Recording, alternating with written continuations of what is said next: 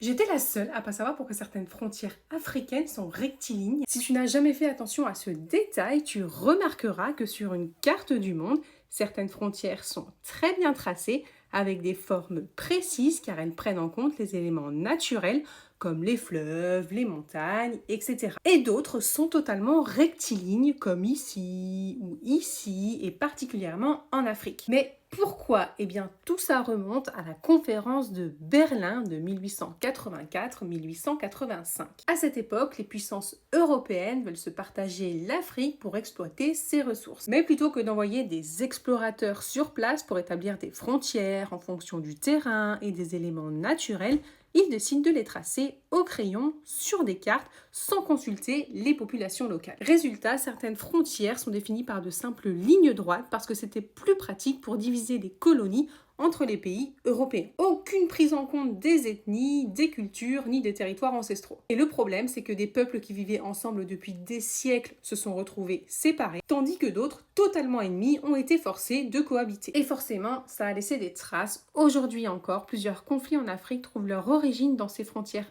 artificielles imposées sans concertation. Alors, est-ce que tu le savais ?